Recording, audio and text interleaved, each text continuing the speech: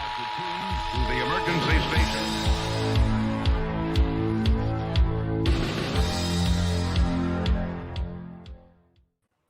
Good evening, everybody. I'm Eric. And I'm Matt. And welcome to the GARF Network. Matt, why don't you tell us what we've got coming up tonight?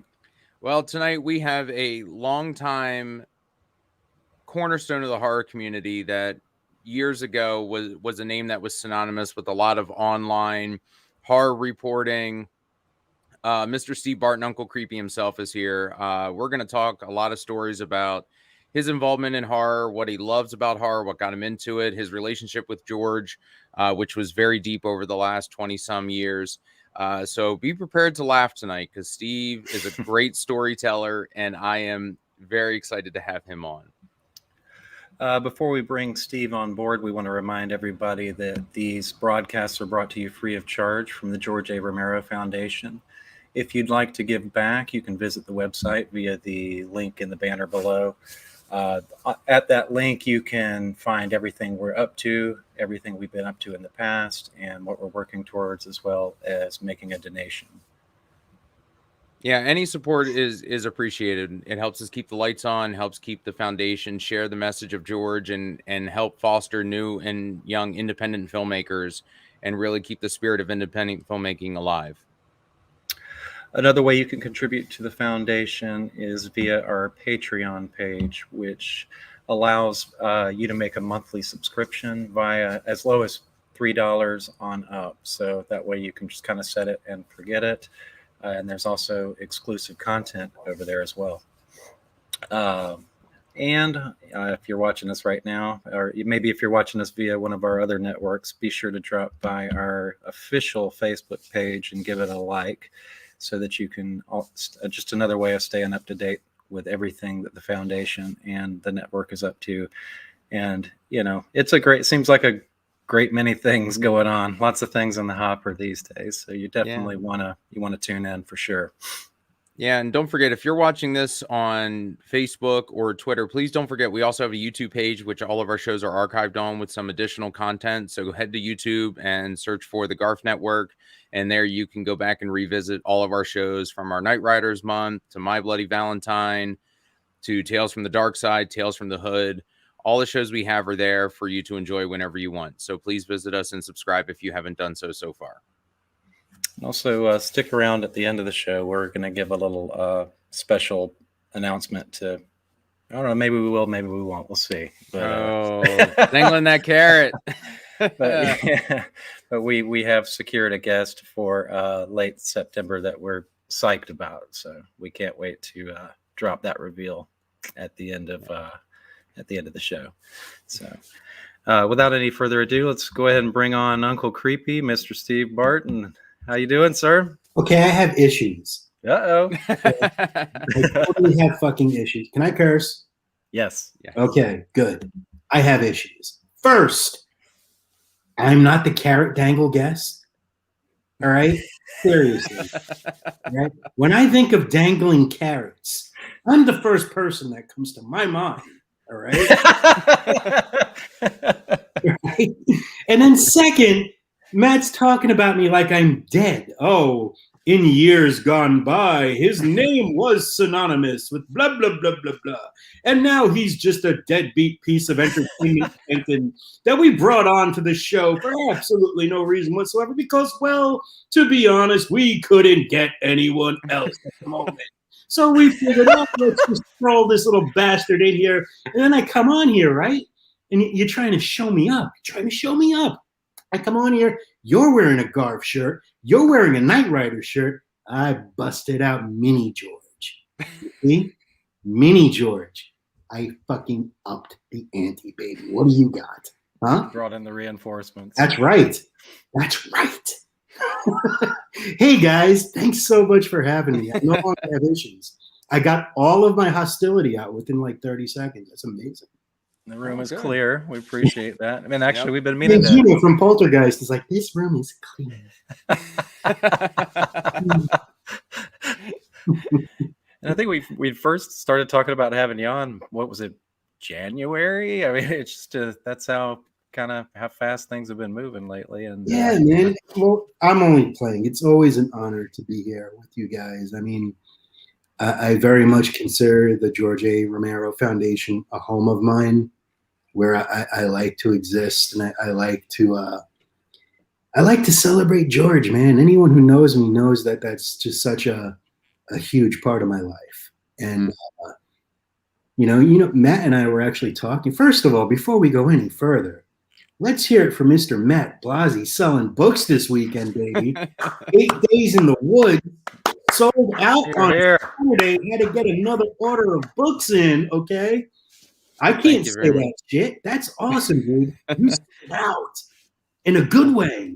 Well, thank you. Yeah, that was it was my first time behind a table as a vendor the whole weekend, and it was a great show. It was a creature feature weekend. So if you guys are ever in the close to Central PA, right in Gettysburg, Craig puts on a great show called Creature Feature Weekend. And we just had John Amplis was there, Kyra Schoen and Jim Crut were there. So we had some Romero alum that had a great time. And John Amplis did his Nathan Grantham in costume photo op. Awesome. On Saturday. And then Jim was in makeup again and did his photo op Saturday night as well as a helicopter zombie. So wow. there was a lot of great photo ops happening, and John looked great. We had the tray with the head on it and everything, and the background was the red and black lightning. Turned out super well. So how awesome is that? Yeah, Craig puts on a great show, Creature Feature. So if you guys ever get a chance, it's usually around this time every year. Check it out. Nice old school convention feel, very, very family oriented. Just a great time. Yeah, man. This past Monster Mania was like my first convention. Actually, it was my first East Coast convention in over 20 years. So for me, it was quite the homecoming, man. I didn't realize how much I needed that, Yeah, I think the last one you did was Chiller in 2003 or 2004. That was one of the last times we saw each other. Yeah. Well, then on the set of Survival, which was a different story. Yeah. Fuck, was that a different story? Oh yeah, that's a whole show. We'll touch on that tonight. Yeah. Now, you've recently moved to the East Coast? Have you been located west? Yeah, I've moved back to the East Coast. That's the point in my life where I felt like I needed to change, and I wanted to come home. It's a really good feeling when you can, I guess, come full circle. Come back to where you started and you see it with different eyes, and sometimes just seeing the people that you grew up with, or it's just a good feeling, man. Like getting to see Matt again for the first time in forever. I didn't even want to let him go. Well, that's pretty fucking sexy now too. But between Matt and myself, we lost like 2 people weight wise. That's true. Pretty impressive, man. Yeah. And a full-size male. Yeah. It was so cool just to see him again and to see everyone else and hang out with Terrifier people, and oh god, what a good time, man. Balloon volleyball, 3 a.m. Nothing. Yeah, nothing like hitting balloons around in the lobby at 3 a.m. so they don't hit the ground, and there's eight grown people jumping over furniture to. This was at New Jersey Mania. Yeah. You know where they were coming from? They just showed up, and then all of a sudden we were like, let's not let them hit the ground. But they started multiplying. Like there was this dude, Nick Cruz, there, and he told me that upstairs there was another party going on that was full of balloons, and somehow the balloons kept making it down to the lobby. I don't know. This is what happens at horror conventions when people are drunk at 3 o'clock in the morning. No, but those are the best times where it's just like all of a sudden you just, there's a piano in the lobby and someone just starts playing show tunes, or you start playing balloon volleyball, or just, a song breaks out. Like that's the fun stuff. And that's, not seeing you at a convention for almost 20 years. It was like we didn't miss a beat. It felt great. I mean, because 2 weeks ago was the first time we saw each other since the set of Survival in 2008. So it had been 13 years. And years. It was like we didn't miss a beat. We've stayed in touch and, always kept up on each other's, happenings. And so it was just great to kind of kick it back and not think about the outside world and just have fun with friends, because we really had a blast that weekend. Well, you know what it is too, man. I'm going to be honest. My bucket list as a creative and as a person is filled. You know, I've done just about every single thing I want to do in this genre, and I'm so lucky to have been able to do that. And I'm very cognizant of the fact that if it wasn't for the fans that go out there to these shows, that are just so rabid for the entertainment and so grateful for it, and they revere it so much, without those guys, we don't exist. You know, even this show does not exist without fans. So to have that kind of support, it's priceless. There's nothing like it. Like when people come up to me and ask to take a picture with me, that is the most humbling thing in the world, because to me, I'm just nobody. You know, I'll always look at me as nobody. You know, what did I say? I had genital dysmorphia. That's for the B-roll for you Patreon subscribers. You want to hear about genital dysmorphia? I'm on it. Yeah, it's just such a cool thing, man. It's such a where, you know, Andrew Divoff, a long time ago, we were hanging out at Chiller, and there were these two people arguing, right? And Andrew just said, "Hey, knock it out. We're fucking monsters in Fantasyland. How serious can you take shit?" And I just thought that was like, wow, that was like gospel, you know? Really, just we're having so much fun. Like, why argue? Why fight? Let's just chill out and enjoy each other, man. Yeah. Well, you mentioned coming full circle. I mean, that brings me to my first question: is just what kind of got you started with your interest in horror? What were some of your favorite movies starting out? This is a much told tale, so forgive me if anyone has heard this before. If you've ever been a fan of mine or followed me, you probably have, but it seems appropriate to tell the story here, of all places. A lot of people have their defining moment when they're, I don't know, 40, 30. You know, they have that moment in their life that defines who they are and who they'll become. I had mine at 3. And what I mean by that was when I was a little kid, especially growing up on the East Coast, I knew that at 2 o'clock in the morning or 1 o'clock in the morning, that's when all the good shit started coming out. Okay? Hell yeah. So I used to wait till I heard my parents fall asleep and start snoring. And as soon as that was like my audio cue, right? If I heard them snoring, I would go immediately into the living room. And back then we had this, sit up, George. We had this black and white console TV, right? It was like fucking massive. It was the kind of TV that it was so big that if it broke, you just put another TV on top of it and now fuck it, it's furniture, you know? It was just this massive TV. And it was 2 o'clock in the morning. I'll never forget this.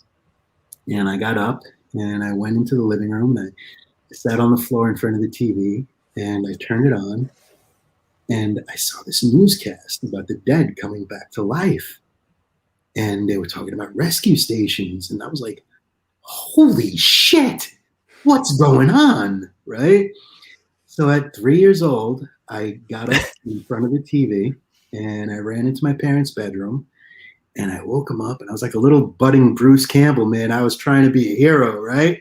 I was like, dude, the dead are coming. We got to get to rescue stations. And they were like, oh, you're sleeping. You're having a nightmare. I'm like, no, I'm not. I swear to God, I'm not. And I grabbed my mom and I took her by her hand. And I literally pulled her out of bed because this was important. I'm saving lives here, man. All right. And I brought her into the living room, and my dad followed in tow. And I pointed to the TV, and I said, look. And what was on was, of course, Night of the Living Dead. And I got my first spanking that night. First time my little ass ever felt pain. And I remember laying in bed and saying to myself, wow, I was 110% terrified and 150% safe at the same time. And it was that feeling, that rush, that's what I've been chasing my whole life, so that very much got me started into the horror genre. Now, I'm going to be honest with you. I grew up in dysfunctional family circus. Okay. My dad was a prick. He was an alcoholic. He was a terrible human being. He was a sterling example of how we will never choose to be. And my mom worked, so I was home with my dad for the majority of the time. And so I would sit in front of the TV, and these were the times I'd learn my moral lessons, my rights from the wrong. And a lot of that was from watching George Romero movies. So in a lot of ways, George kind of raised me without ever even knowing me. I learned so much of who I am and how I am from watching his movies and listening to his dialogue and seeing what he made his characters do. They were so relatable to me, I felt like I knew Peter. I knew Fran. I knew Captain Rhodes. I knew these people, and I got my first job when I was, first of all, I'm Italian. And when you're Italian and growing up in Brooklyn, it's sort of like an unwritten rule. You got to work in a pizzeria as your first job. I don't know why that is. And then inevitably you come home from work and your mom ordered pizza and you're like, fuck. And, I worked, totally dating myself here. I worked an entire summer to buy Night of the Living Dead on VHS. It was the media home entertainment release in the ugly fucking pink box, right? And it was $99. And I worked the entire summer to own that. And I watched that thing constantly. I mean, constantly. And then, when I was growing up, man, I was the strange kid. Shocker, right? So, I didn't have sports figures on my walls. I didn't have cars. I didn't even have chicks in bikinis. I had Reverend Kane from Poltergeist 2. I had Leatherface. I had Freddy Krueger. I had Jason. I had the Tall Man. I had a myriad of every little bit of dead stuff I could find. Of course, the Dawn of the Dead poster. Who didn't have that, And was it the Reverend Kane fold out from the Fangoria issue? No, it was actually there was a cardboard stand-up. So it was like life-size of Reverend Kane reaching out. It was awesome. And everybody, my mom especially, she's the one that got me. She used to watch horror movies with me. She was a horror fan. So she would watch these things with me when she had time. Every Godzilla movie my mom and I would watch together, and every horror. My mom took me to see Friday the 13th Part 2 when it came out in theater. She was a cool lady, and but even she was like, you're never gonna do anything with this. You should really maybe gain an interest in something else, something a little bit more accessible, But I was like, no way. This is what I'm going to do. I'm going to do something in the horror industry. I didn't know what. I had no idea what I was doing. I mean, I'm the type of person that if you ask me what 7 times 6 is, I will have to count on my hands and toes. You could ask me where Friday the 13th Part 2 was filmed, and I'll tell you Kent, Connecticut. I don't even know why I know that, But it's that kind of stuff that's just been so ingrained in me. And about, I don't know, many decades later, I'm an idiot. To this day, you give me something that makes noise or lights up, I'm like, ooh, pretty. Right? And my girlfriend at the time, she had bought me this roaring Jurassic Park cage on eBay, and essentially it was a hollow cardboard box that looked like one of the containment units. It said Jurassic Park on it. And you press the button and it would go rawr. And I was like, this is the coolest fucking thing ever. Yeah, I'm a man-child. I'm like 26 at this time, right? And the dude who was selling it ended up living, sorry, George, down the block from me. And he called me. He's like, hey, instead of me putting this in the mail, why don't I just bring it over to you? And I'm like, sure, So I get up and I go outside and I'm waiting for him to come up the block. And who turns the corny? The corny. Who turns the corny? That's the question of the evening, fellas. Who turns the corny? But anyway, who turns the corner? Tony Timpone from Fangoria. And I was like, holy shit. So this dude comes up to me. He's like, hey, here's your Jurassic Park box. And I'm like, you're Tony Timpone, right? And he's like, yeah, hi, oh, I'm a member of the Fango family, living this close. Who knew? And I'm like, holy shit. So Tony and I ended up getting really close because we were neighbors. And we hung out a lot. And he eventually gave me my first start online working for the Fangoria message boards. And this was in the infancy of the internet. And what year roughly do you? Late 90s. I really, maybe early 2000s at best. Okay. No. I'd say maybe 2000, 99, 2000, somewhere around there. And he gave me my start, and I'll always credit him. And I started at Fangoria.com on a job that paid me no money, which would lead me to many more jobs that paid me absolutely nothing. But that's the price you pay when you want to be part of something like this. You got to pay your dues. You got to crawl on your fucking stomach sometimes, man. And sometimes you never stop crawling. But if you're doing something that you love, then it's worth it. And here we are, I started working with Fangoria, and then I went to the Horror Channel, which I hate saying their name because if you say it 3 times quick, the people behind it will appear like, man, I don't like them. And from the Horror Channel spawned Dread Central. And Dread Central I'll get to in a minute. But see, I'm sorry. You asked me one question. I could go on for a year. No, this is perfect. This is like my next 3 or 4 questions combined. So this all is right, awesome. Good. Yeah. Okay, so I it's a very funny story. So I became very friendly when I was with the Horror Channel with George's manager at the time, Chris Rowe, whom I'm still good friends with to this day.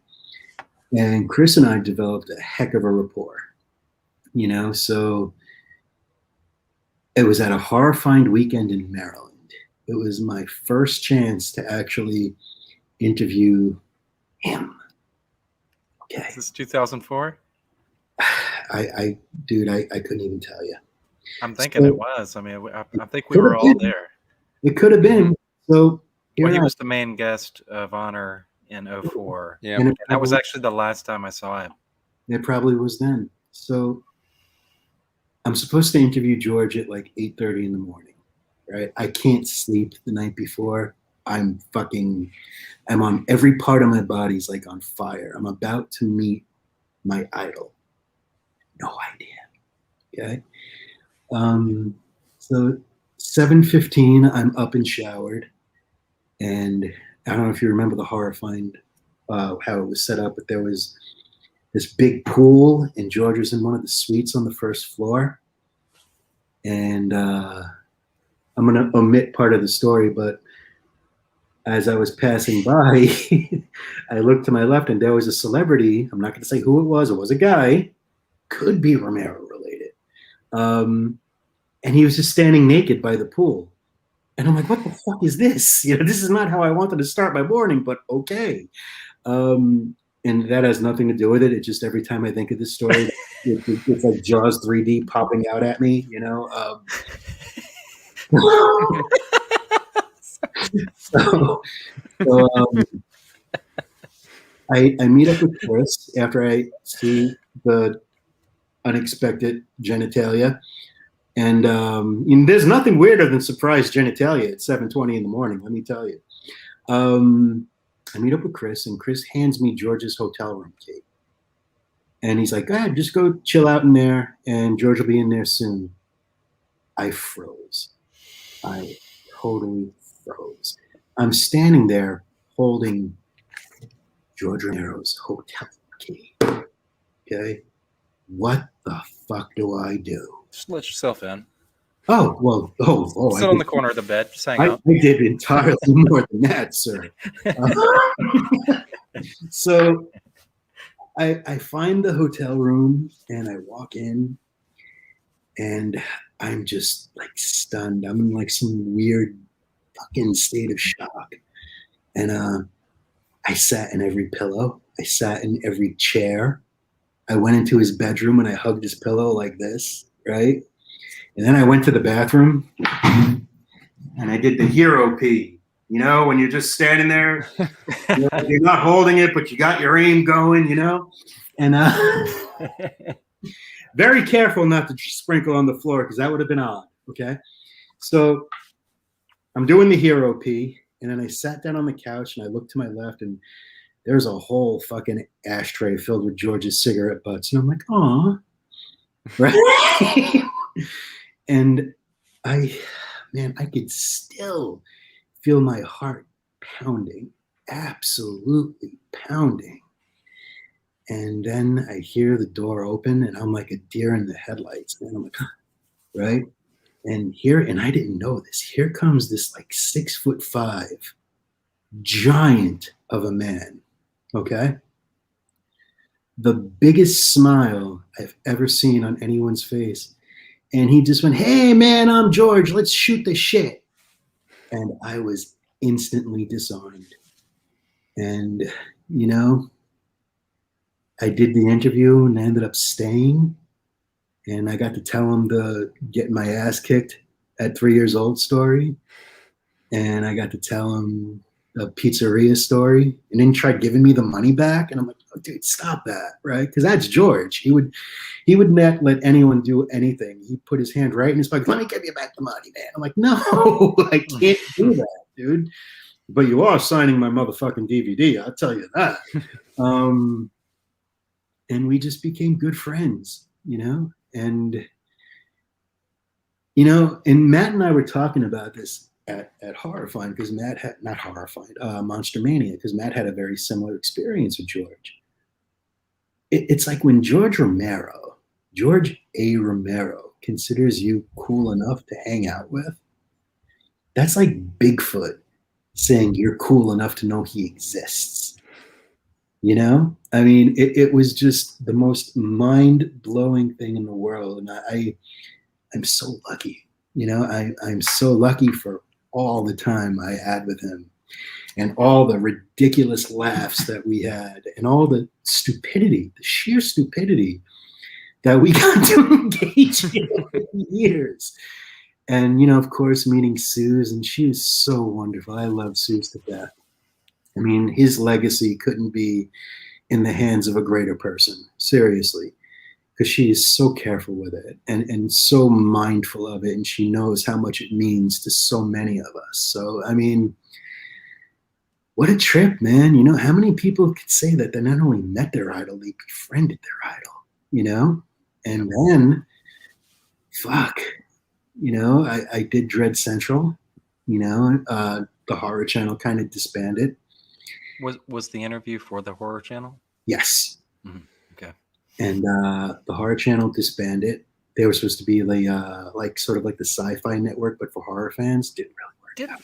Didn't they actually have kind of an on-demand presence for a second? No, it never happened. Okay.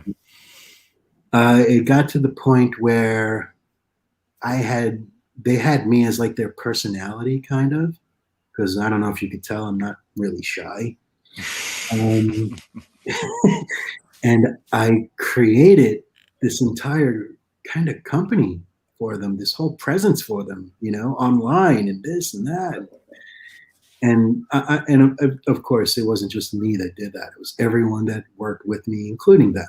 You know, they gave me the ball and they enabled me to run, and I ran like a motherfucker. You know, you give me a chance to do something, I'm going to do something incredible.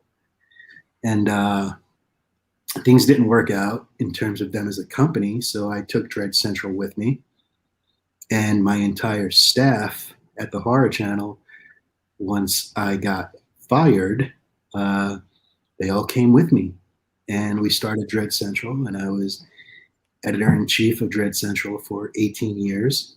The site's still going. I don't know how it's doing. I don't really pay attention, to be honest with you. I hope they're doing well. Whether or not Dread Central is better or worse without me, that's up for the fans to decide, not me, you know?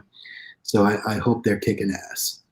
But during that time, man, you know, I'm a street kid from Brooklyn. I don't know what the fuck I'm doing. You know, I really didn't. So when I had questions, when I didn't know what to do, especially because I was getting in these really insane situations that I had no idea how to navigate, I would turn to either George or my other mentor, Sid Haig. And to have Sid on one shoulder and George on the other shoulder, fucking more could I have asked for. You want to talk about the best guidance you could ever get, you know? And when Dread Central came to a close for me, unfortunately, both of them had already passed, you know? And when it came time to me making those decisions, like, do I leave? Do I try something else? I had the unique opportunity to go back and really think about what they would have told me. You know, and in my head, anytime I come up with a crazy fucking situation that I get involved in, I kind of dig deep and I look for them, you know, and both of them gave me enough to kind of know what the answer would be, you know? And I take that very seriously. You know, now, I mean, George and Sid imparted a lot of wisdom in me. A lot, which is ridiculous because, as you could tell, I'm an idiot. You know, I'm an asshole. I'm me. This is just who I am. But they trusted me enough to give me a lot of wisdom. And I feel like it's my responsibility to pass that on in any way that I can. And anytime I come into contact with a new filmmaker who's doing something, with somebody who's trying to get into the business but doesn't understand how,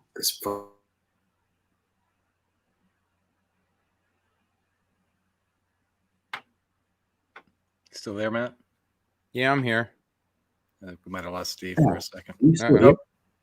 Okay, I'm back. Hi.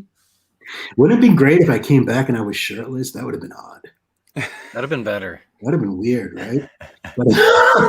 But no, seriously, to me, it's like my responsibility. And I take that responsibility. For as much as I joke around and for as much as I'm a clown, I take that very seriously. So now, you know, I'm at the point in my career where, you know, I'm pushing 50. That's weird, right? I'm not the young lion on the scene anymore. But now I get to help the young lions like they did for me. And holy shit, what a gift that is. Mm-hmm. There. I've done the show. Good night. Well, you mentioned, obviously, you know, Night of the Living Dead was kind of the genesis. Did you immediately latch on to his other works? How did you discover his other films? Once I saw Night of the Living Dead, Night of the Living Dead spoke to me in a way that a few films ever have. You know, I mean, here was a situation that was completely unique. This wasn't like a vampire or a spooky monster living in, you know, some sort of haunted castle. This was me. This was you. This was your neighbor. This was your family. You know, when you're put into that situation and the people you love are coming to kill you, do you have what it takes to put them down? Can you do that one perfect headshot? I don't know. But I found that way of thinking so deep. You know, it really made me think about things. So once I had seen that, I started consuming everything of his. Creepshow, Martin, Night Riders, everything, The Crazies. If he had his name on it, I was watching it 85 times, minimum. And it's just, you know, he was a unique filmmaker because he had so much to say, yet he wasn't afraid to have a pie fight break out at the end of a movie, you know? And That's amazing, man. You know, sometimes I think some people look at George as a very silly dude. He loved having fun. And I'm sure Matt can attest to this. When it came time to be on set, he was, especially in the Dead universe. For George, the Dead were very much the coyotes. You know what I mean? And the Roadrunner would always best the coyote. You know, so George had a very Looney Tunes sense of dynamics when it came to how he would dispatch his zombies, you know, and he did so with such a verbose sense of humor. And, you know, I mean, one time, I think somebody was like saying to me something to the effect of, oh, you just like survival because you're in it. No, that's not it at all. I'm in it for what, 2 minutes? You know, I like it because one, I got to see Picasso paint it, you know, and two, I knew how much George wanted to do that movie and how much fun he was having. And three, they're like, oh, well, it's full of so much humor and blah, blah, blah. Like, dude, this is a film from a guy who put a pie fight at arguably the ending of the greatest fucking horror movie ever made.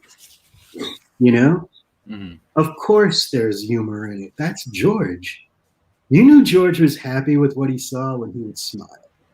When he did a take and he would come back and he had this huge ass grin on his face, that's how you knew George was happy. You know? And yeah, it just, he had so much to say. I often sit here and I wonder, what would he think of the state of the world right now? Oof. Holy shit. The diatribe he would run on about right now. And you know what? Could you imagine if he made it to Trump? Oh my God. But you know what? He called it. He called every fucking bit of it. Trump, look back at Land of the Dead, Dennis character. Oh, yeah. He called all of it. Every little aspect of what's going on right now, he pretty much called. And you want to talk about visionary? It doesn't get much more visionary than that, man. And that's because he understood that, I guess, no matter what, humans are the problem. Humans will always be the problem. Yeah. I just had this conversation with someone this week, and we were talking about George, and I said, when you look at all of his films, they're about 10 years ahead of schedule. Mm-hmm. Like when you go back and look at, especially Diary. I was just going to say, look at Diary. Yeah. George, we know George was not the most tech savvy person, didn't really like email, wasn't a social media presence on his own, but he saw it, he addressed it, he saw where we were going with it. And if you go back and watch Diary now, think about all the people that when they see something happening in the world, they're standing there with their cell phones and they're not doing anything. They're like, I can't wait to upload this so people can see it. And look what he's doing in 2008. Yep. And the tribalism aspect of Survival of the Dead, where it's my way and you're wrong. No, it's my way, you're wrong. And like you said, the political climate and land. I mean, think about how far ahead he was looking. Yeah. And that's why you can go back and see them now for what they really are. He may as well have been wearing a fucking turban with a mystic jewel in it. You know what I mean? He really may as well have been. It's ridiculous how ahead of his time. And there are certain filmmakers that are just like that. You know, certain movies, like when Day of the Dead first came out, it was reviled, man. People hated Day of the Dead. And now it's a classic, you know? And I think that as time goes on and as the climate that we live in unfolds, I think people will go back and look at these movies and see just how far ahead of the game he was. And then those movies that nobody liked, they become classics. And that's the sign of an incredible filmmaker. Well, it's just, you know, people discover a lot of George's movies that, you know, a lot of folks don't see until many years later, and they go back and they're like, I get it. And I'm like, I wish people would have watched these movies back then and kind of it would have grown with them, you know, but they go back and they see it right away, because I think we've been through so much in the last, you know, not just the last year, 5 years, but the last 10, 15 years, and how much George can address before it happened. Yeah. and they were like, this makes me love George even more, because he wasn't just, I'm going to go put this on screen for shock value. Every one of his films has some sort of deeper meaning, and Calculated. he hits, he hits society from every angle that he could. And when you go back, it's like there's just so many layers, and that's why, you know, people talk about George all the time, because every one of his films, there's the surface, there's the fun stuff, the stuff we love, the zombies, the dialogue. But then when you start digging through the themes and the, you know, interpersonal relationships and you know, how every one of his films is some sort of reflection on society at that time, and how relevant they still are, even though they were made in the 70s or 80s. Mm-hmm. It's incredible. It's in few filmmakers. Dude, I think John Carpenter is another filmmaker like that, where his work, it gets more appreciated with time. You know, I mean, very few filmmakers I think are actually in that boat, and very few filmmakers are unfortunately still alive who are. So I kind of want to surround John Carpenter with a SWAT team filled with medics at all times. You know, just make sure he's okay, you know? Because fuck, dude, we can't afford to lose anyone else at this point, you know? Yeah, it's true. And but yeah, man, I mean, I love talking about George. He's my favorite subject. So Matt, you, I'm jealous of. Okay, not only are you sexy as fuck, okay, but you got to be in not one, but 2 Romero movies. Okay, so you had the benefit of working with him twice. Mm-hmm. What was that like for you as a fan, man? Well, Let's compare notes, motherfucker. I mean, you know, Land of the Dead, I was 23, and being on set and having my makeup done by Greg and K&B Effects, you know, I was like, I was a deer in the headlights. I was a kid in a candy store. And, you know, when we get on set and it's the first time you see George working, like live. Mm-hmm. And I'm just watching him the whole time. Like, I'm like trying to take it all in, but I'm like trying to zero, because I want to see George work. And, you know, we're given the directions. Okay, stand here, walk in when we yell action, and go do this. And you hear action, and we're shuffling and everything, and they're like, cut. You know, it's like I took 2 steps in makeup on the set of a George movie, and I'm like, I can go now. I'm done. Mm-hmm. I didn't even get to camera. I was like, that's it. And as the night got on, I actually got to see George really direct, because there were the 2 security guards that in the movie, they were like, holy shit, and they run across the frame. There was something about him they couldn't get right. And I saw George like hop out of his chair, and he's over there, and he's like pointing, and he's doing that, and he's like, he's working. And I'm just sitting there watching it. And like you said, it was like watching Picasso paint. I'm like, I can't believe I get to see this. And seeing him throughout the night, and when we finally get in the building and we're kind of standing around between takes because they're moving the camera around, it was after lunch, and you know, George walks by, and I said, he looks over and he comes over to us, and I said, George, thanks, you know, for doing this. Thanks for the opportunity. Thanks for making the movies. And he's like, no, thank you for wanting to do this. And I was like, okay. I'm like, why is George thanking me? Like, I'm there for him. You know, I would have given my left arm for that. And that was just, it was just mind blowing. And, you know, I don't think I slept but an hour over the next 2 days, because I was so pumped up. I was just so like, I can't believe that happened. And then getting to go do that on Survival, which that set was a completely different feeling. It was, it was more loose, but I could see more of George in that movie. I could see more of George's personality, and he was smiling a lot more. He was having more fun. And a lot of people don't get that about Survival. And I'm like, Survival was almost a pure form of George. Like, George really went and put a lot of himself in that film, and he was having a blast. And I was like, that's what you want every director to do. You want every director to have fun. And when I got picked to get shot, and after we got done with the takes, he walks right up to me and he says, great job. And I was like, I just melted. I was like, I could have been a puddle. I'm like, again, George is thanking me. And just like you said, I'm like, who am I? I'm like super lucky to be here.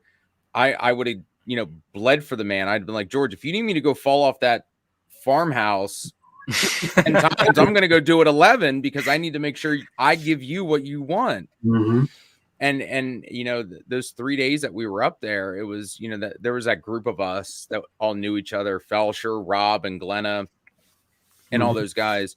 We wanted to be there because we got to see George work, but we wanted to give George our very best. And then we wanted to top ourselves to help him. And when you get to see him work live and in person, even if you were just a fly on the wall and got to see him work or sitting in the, video village, whatever, it really makes you appreciate him as a person, him as a director and an artist, and just see the love he had for movie making. Yeah. And that just took my love of him to the next level. Yeah, I'll never forget it. Like my phone rang about a year before Survival was going to be filmed. And he's like, Steve, Romero, how are you? I got a question for you, man. I'm like, what's up, George? He's like, well, I got this thing going on. And I can't cast you as one of the living, but I could cast you as one of the dead. What do you think? And I went, nah, man, I can't work with you. No, sorry. And I'm like, are you fucking kidding me? Of course, When George Romero asked you to be a zombie, and I said this in the special feature of Survival, you do whatever the fuck you can to get to that set. I don't give a shit if you got to erect a life-size slingshot to get you there. You fucking do it. You go. Because you're never going to have this chance again unless you're Matt Blazi, who gets this chance twice. Fuck you. I got up there, and I was the happiest motherfucker in Canada. No question. There's nobody in the world that was happier than I am during those few days that I was there.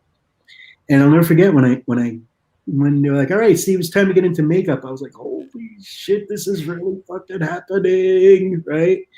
I sat down in the K&B chair and I was like, all right, listen, I'm a friend of George. I don't have many requests, but I'm going to hit you with some requests. And Francois was like, what? I'm like, okay, well, first, I don't want to be gray guy. There's a lot of gray guys, okay? I don't want to be blood splatter guy either. I'm bald. Fucking torture me, okay? Put on every goddamn appliance that you want to. Do shit to me that you wouldn't dream of doing to someone else who is consenting to it, all right? I was like, give me all of it, right? And the first day, man, we were in that pen, happy as a motherfucker. I was in that pen. I didn't give a fuck what else I did. I got to be in that pen, and I got to do it with you, and I could do it with Mike, and I got to do it with Glenna, and all these cool people. And there's such a weird camaraderie amongst the dead on a Romero set, because even when it came time to eat, all the zombies would sit separately from the human actors. Mm-hmm. It was just so weird. It was like, it really was some form of tribalism because we looked the same, so we were the same. So we wanted to sit with our people, and the humans didn't want to eat with us because we were all fucked up and gross and get it, right? And I had no idea what I was doing on that set. It was the last couple of days of filming, at least there on that farm. And my makeup changed. If you look closely at the movie, my makeup is drastically different 2 different times. The last day I was there, and I was leaving for the airport the next morning, was they sat me in the makeup chair and they really started putting this elaborate shit on me. And I'm like, okay, this is great. Maybe I'm going to get a close-up far out. Fuck yeah, right? And I got this makeup, and every once in a while, you remember they would just keep over and they would spray more blood. Mm-hmm. Make sure you're nice and gooey. Yep. And this was the most surreal moment of my life. It was what, after 3 o'clock in the morning, when everything's a cock joke, no matter what it is. If you're in a pen and you're a zombie at 4, 3, whatever in the morning, everything's a cock joke. It doesn't matter if you're a woman, you're a man, everything is a cock joke. And I can't explain that. It's just something you have to live. It's about 3:30, and we were going to do we already did a couple of the setups. Remember when we first got out, we were walking, and that's when you got shot. Mm-hmm. George comes up to me, and they start burying that actor in the ground. Remember? Mm-hmm. He comes up to me and he goes, "All right, Steve, this is what's going to happen here. You're going to do the main kill, you and Felsher. You're gonna get on top of that body, and you and he and everyone else, you're gonna rip it apart, and then someone's gonna carry off the legs, and you and Mike are gonna be there, and you're gonna bite into the spine." And I'm like, "What?" Right? And then he goes, "Okay, so now you know what you're doing, and keep in mind, we only have one body and we have one take." Huh? What the fuck, right? This is like, there are so many things firing in my head at the same time. I don't even know where to begin, okay? Now, not only am I in a Romero movie, which I was happy being the guy in the pen, totally fine. Like you said, Matt, 2 steps, I'm done. I could go home a happy guy. But now I'm doing the main kill of the movie, right? Like the main centerpiece kill, or of like one of the main characters. And we have one shot because we have one body. And I have to get this right. We have to get this right. Me, Felsher, all of us, all in our heads, the whole thing was, we have to get this right. And what nobody realized, including George, including Maddie Berman, all of them, what no one realized was it was so fucking cold on that set that the fake body froze solid. Solid. I mean, fucking solid, okay? So now, I'm jumping in place. I gotta dive through a split level fence to jump onto this body. And George goes, "You ready?" And I'm like, "I'm fucking ready. Let's do this," right? And he calls action, and I go flying through it like I was shot out of a fucking cannon, right? I land in, no exaggeration, about 3 pounds of horse shit. I don't care. Fuck it. I'm gonna lay in every ounce of this horse shit. If this is what I have to do to make this happen, I don't give a fuck, right? And we start tearing into the body, and we ain't getting nowhere, right? So we have to really start digging and digging and digging and digging and digging. And finally, one of us got our fingers in. And it's funny, too, because if you watch the Blu-ray special features, there's like a time code on how long it took this to happen. I think it was like 3 minutes.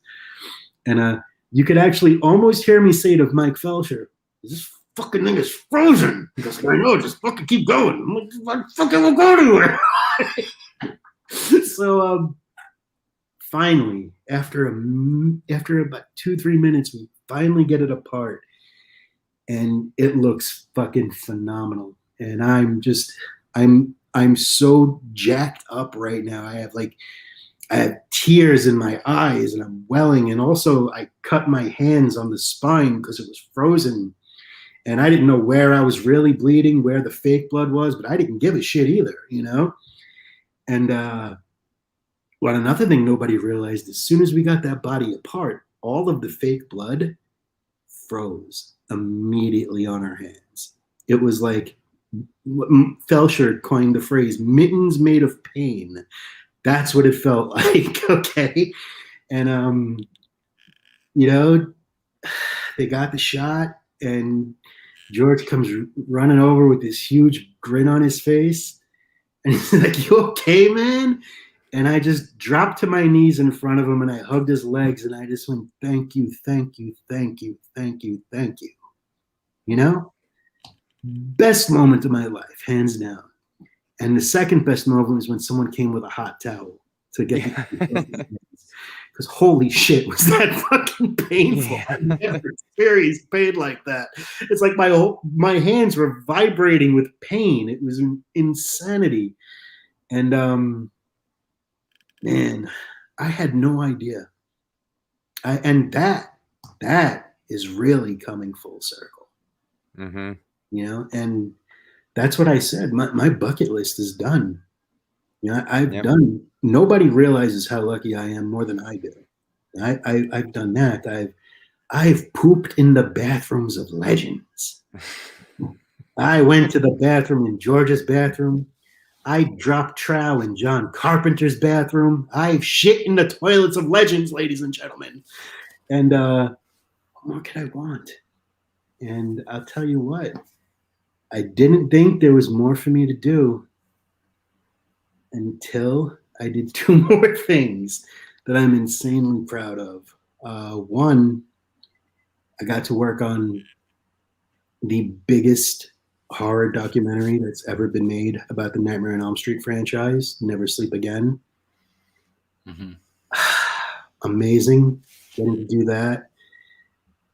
2, I got to record the commentary for Survival of the Dead with George. Yeah.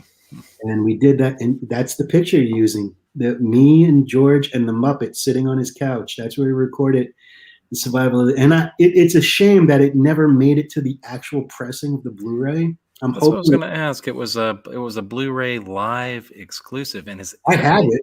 Is that even a thing anymore? Blu-ray Live? No. I'm hoping Shout Factory or somebody releases it and uses it because it's such a funny commentary. It's great. Yeah. George and I were drunk as fuck by the time it was over. You know, we started talking about the movie and we ended talking about Led Zeppelin. You know, we were buzzed. And if you don't have it, I'll send it to you. Shh. It was amazing. And I thought I had done it. You know, I'm like, there's nothing else for me to do. And as if I couldn't get luckier, I ended up seeing a little movie called Terrifier. And I knew when I saw that movie that it was exactly what it needed to be at exactly the right time. And so I fought tooth and nail for that movie to get released. And it was my company, Dread Central, that released it. And it's like magic. All of a sudden, like, so many people have embraced this character of Art the Clown in so much of a quicker way than I ever thought possible. I mean, there are murals of this character all over the world. Every show I go to, I see people dressed up as Art the Clown and in T-shirts. So now I played a part in giving the fans a new horror icon to get behind. And I think that's amazing. And now I'm lucky enough to be working on the second one, which is looking incredible. And, you know, maybe there's a third one, maybe not. I don't know. But that's up to Damien. It won't go be a third. Anyway. But yeah, man, it's been an amazing ride, man. And if it wasn't for George and Sid and the fans and everything else that I had the good fortune of doing, and everyone that believed in me and didn't tell me I couldn't do it, like the few people in my life who said just go for it, none of this would have happened. You know, so it just goes to show you, if a schmuck like me can actually live out some of his dreams, if you believe in yourself and you believe in you're that passionate, you really believe in what you're doing, you can do it. There's no question in my mind of it. I wanted to ask before we got too far away from it about the commentary, though. So it was originally intended to be included as just a regular part of the disc, and I mean, how did that? I don't know. Do you have any? Is there any more story to that? There's a little bit more of a story. The commentary was recorded.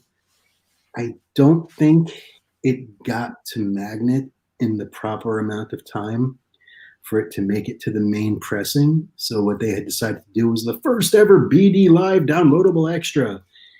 and they made it sound all sorts of good, but who knew where it was? Who even knew where to find that? BD Live isn't exactly something that took off. So again, I really hope that a company like Scream Factory or somebody takes Survival of the Dead and gives it the treatment that it deserves, and they take that commentary, which incidentally is the last commentary George ever did, and release it into the wild as it should be, because it's such a fun commentary. And I'm not just saying that because I own that commentary. So anyone wants to, I'm up for it. You see, Michael Felsher, I love Mike. I see his comment right there. It's so, I wish to fucking God it was actually on disc, because it should be. It's a testament. And you know what? Speaking, I'm not just waxing his car, but Michael Felsher, that is one integral dude to George's legacy. Mm-hmm. Michael and George were really good friends, and few.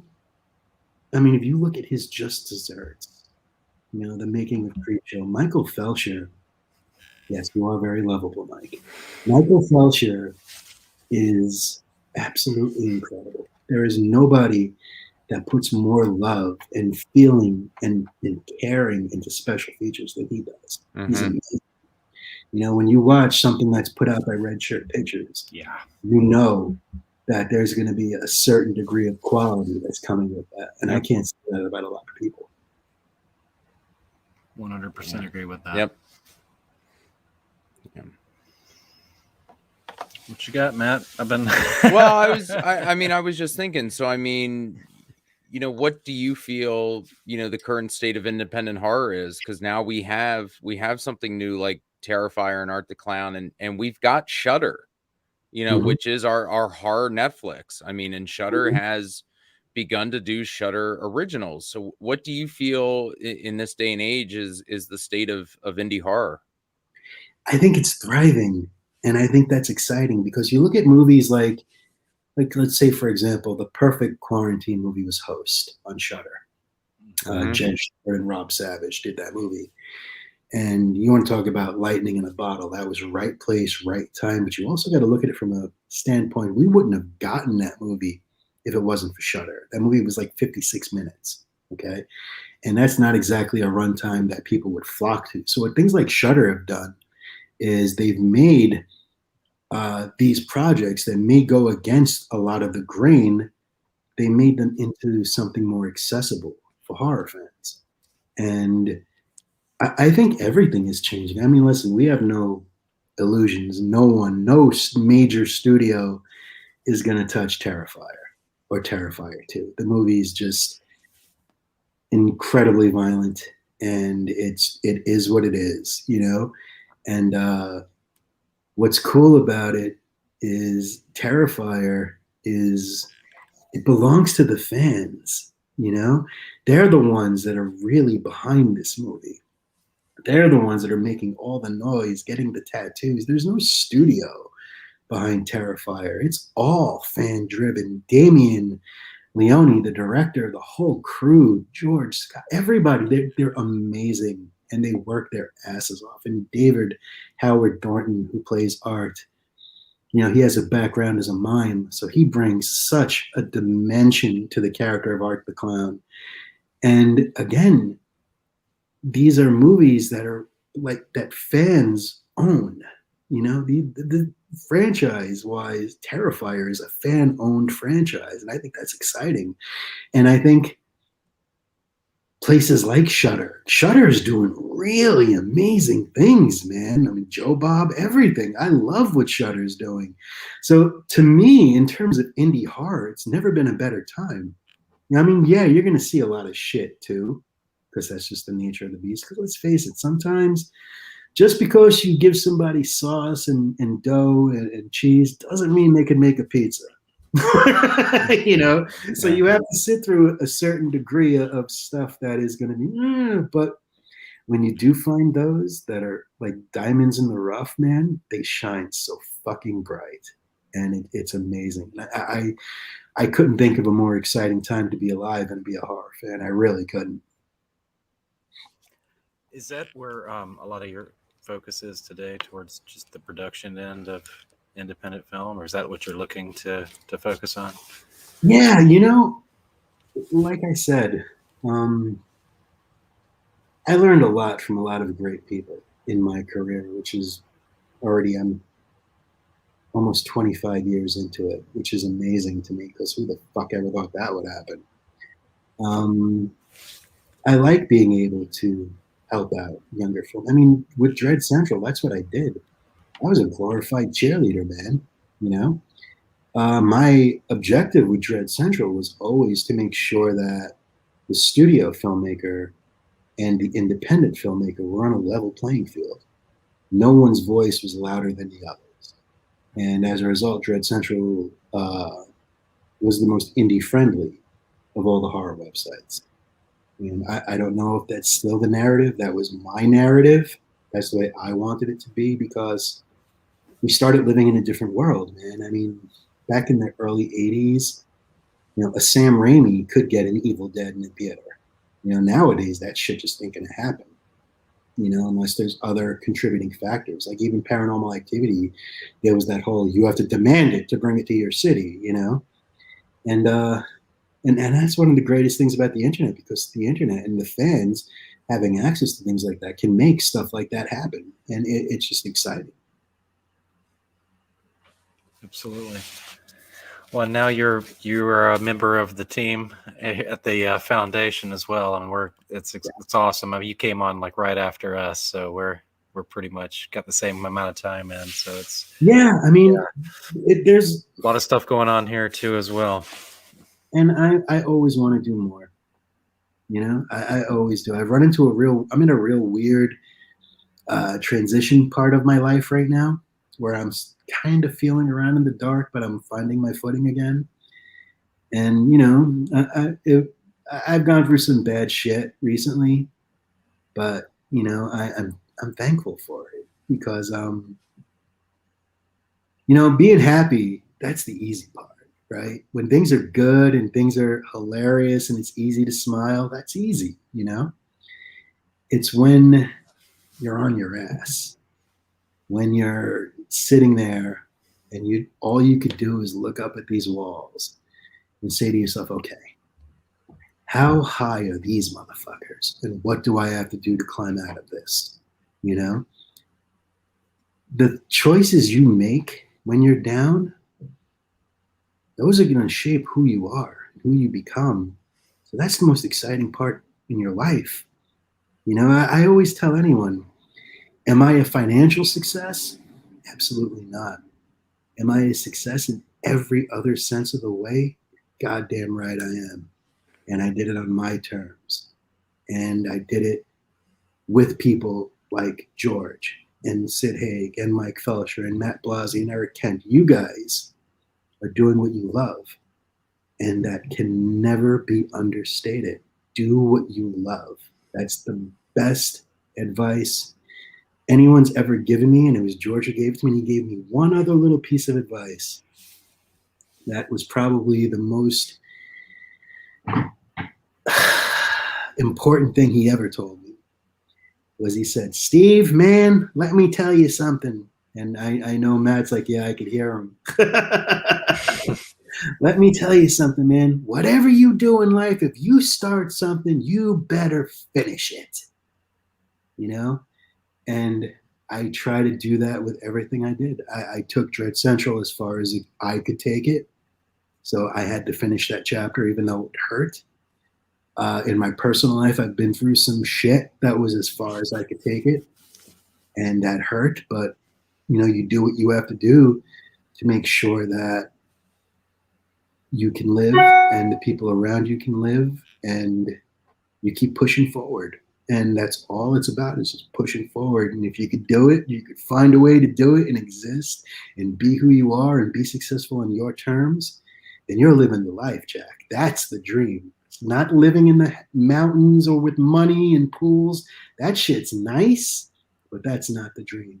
The dream is going to bed at night happy, knowing that you did your thing the way you wanted to do it, and nobody can take that away from you.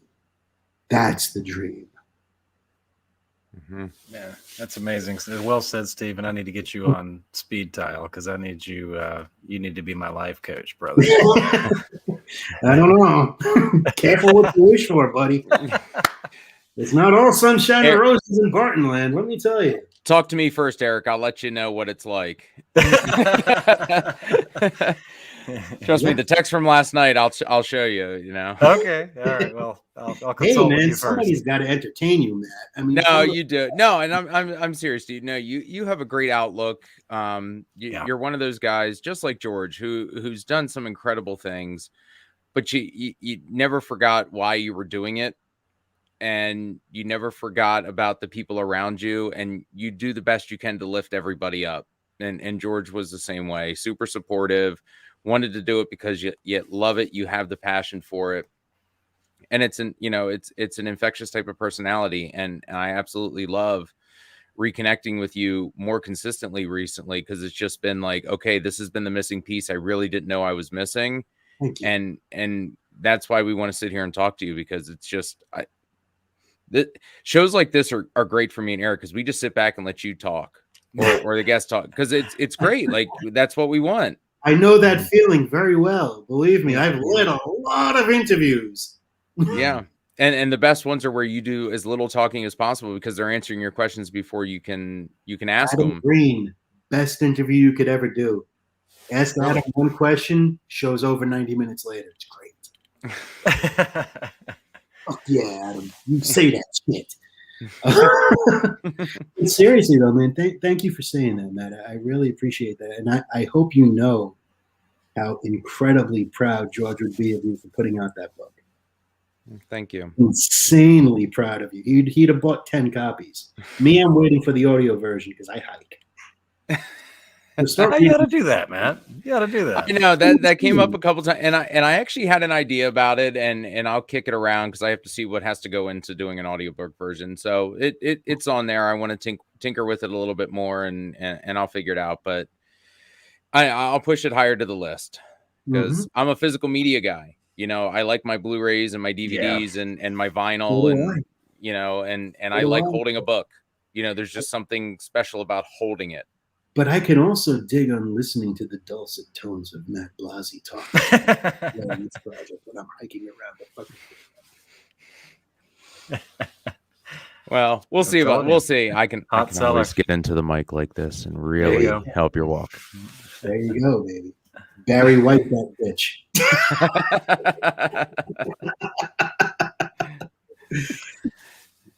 Oh man! So what's up with the carrot dangle, man? Are you gonna like wait and make me wait to see who you get in September? Is it gonna be like? Are you gonna do the carrot dangle of what guest you got lined up for September? Do I get to know about it, or what the fuck, man? You know, I hear those red cups are hot in Germany.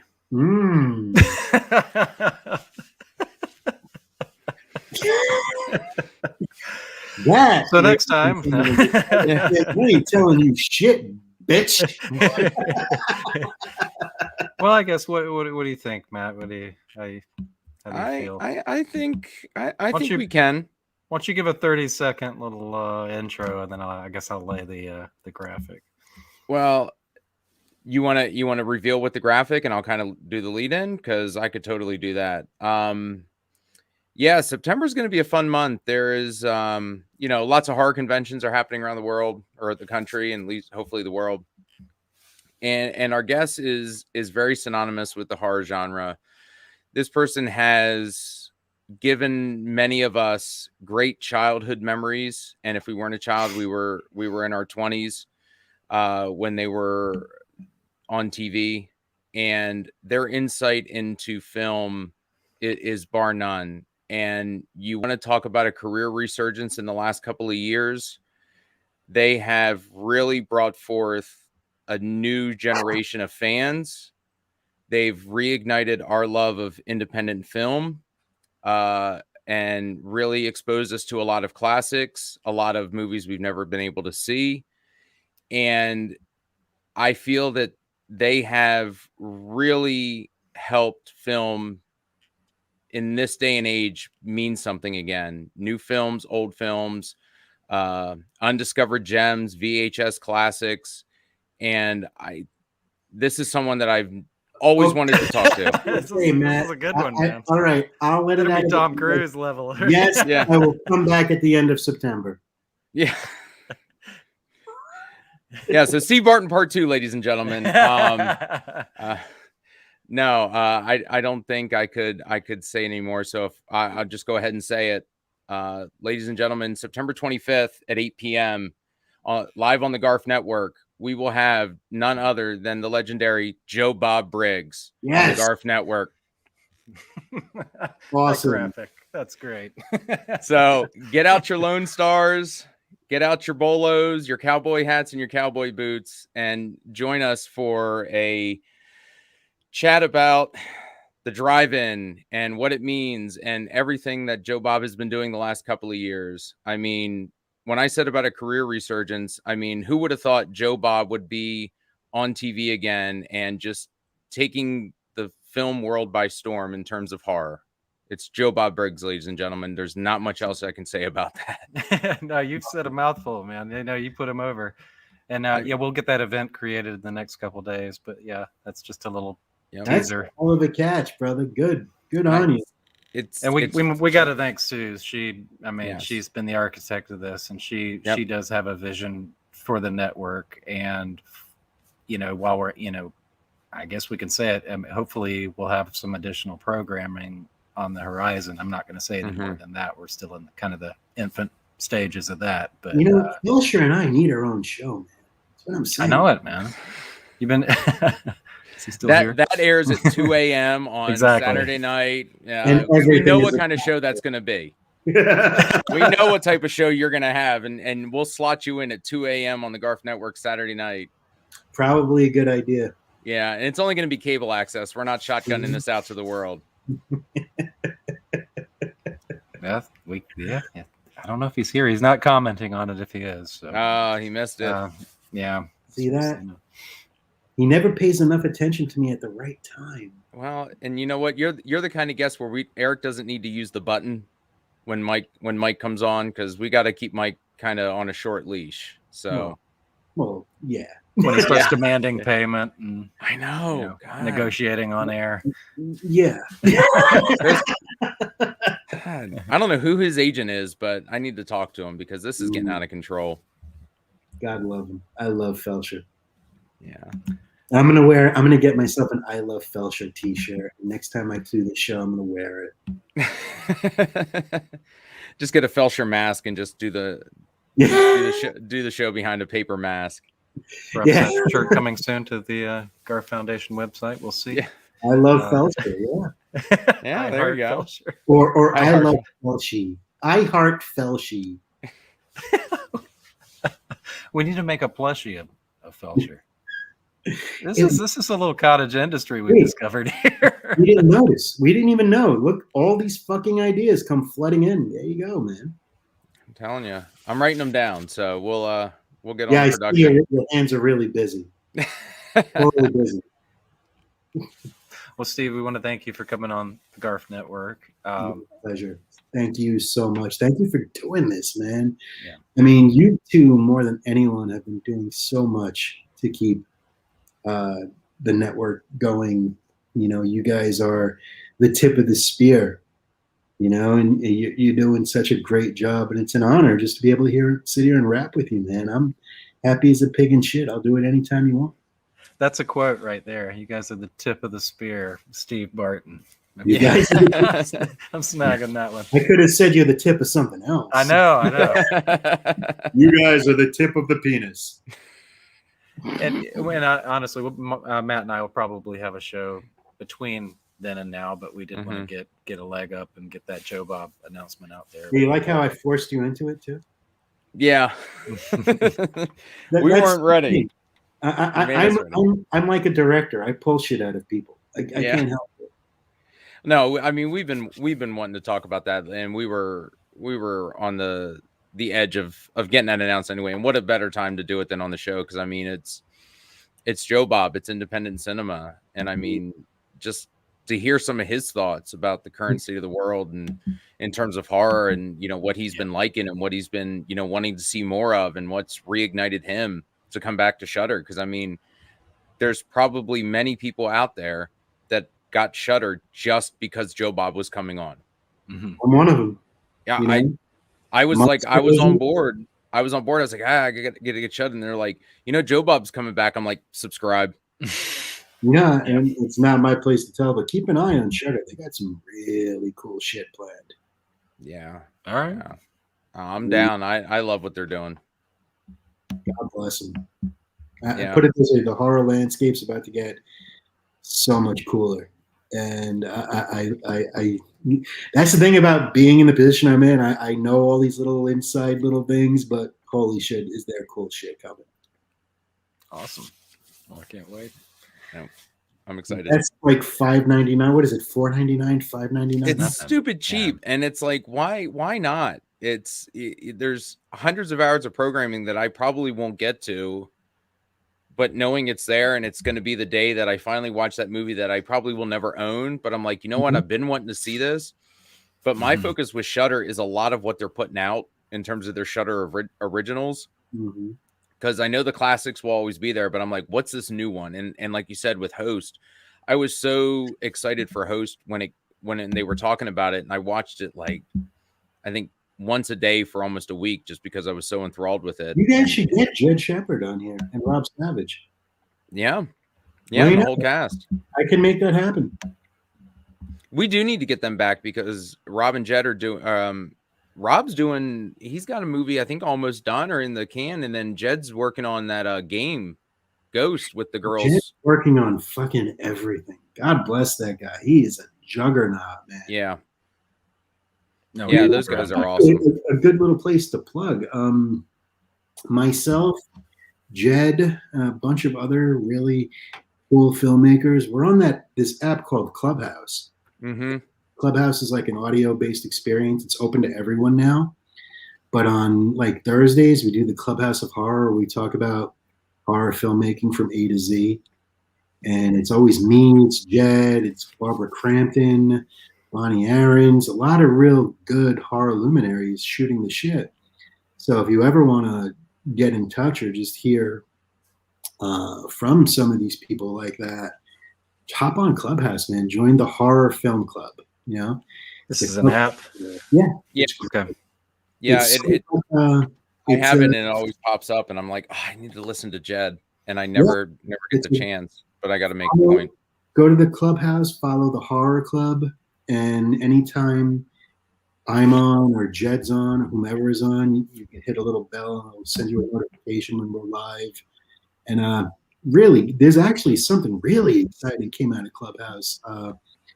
There's this producer named Sebastian Bazile. He was on Clubhouse one night at like 5 a.m. And there were a bunch of other indie filmmakers on there with him. And he told them, I'll tell you what, I'll fund your short films. Here's X amount of money. There's several short films that got made, and now they're putting an anthology called Symphony. And it's the first ever Clubhouse branded horror movie. And I've never seen anything like that happen before. That's cool. Wow. Just from being online at the right time. And September 2nd, they're announcing the second one. They're going to do another Clubhouse-based anthology. I'm going to serve as a producer on it. A lot of good people are in it. A lot of good people working with it. So come on and check it out, man. Yeah, man. Clubhouse sounds cool as hell. It's posted too for indie filmmakers, I should say. Yeah, keep us posted on that. That sounds awesome. But yeah, that's completely new to me. I was not even aware of that app. So download it. It's free. Yeah, I'll check it out. It's like a participatory podcast. It's all yeah. So you can look up like there's a room for like everything, And the horror rooms are always the most fun, and I'm frequently haunting those halls. All right. No, that sounds cool. Yeah, very cool. All right. Well, I guess that wraps us up for this week. Steve, we'll have to have you on again at some point. Anytime. And we'll, thanks for coming on tonight too. We really love the stories, and glad to have you on board with the GARF as well. That's awesome. Always a pleasure. Fellas, thank you so much for all that you do. You guys are killing. Keep killing. You're the tip of the spear, damn it. No, we love it. We're going to keep doing it the best we can, and appreciate the support and everything from you. Everything you've done, everything you're doing, and everything you're talking about continuing to do. Thank you for being you, and constantly looking out for horror and keeping George's legacy alive through your stories and everything. So thank you. My pleasure.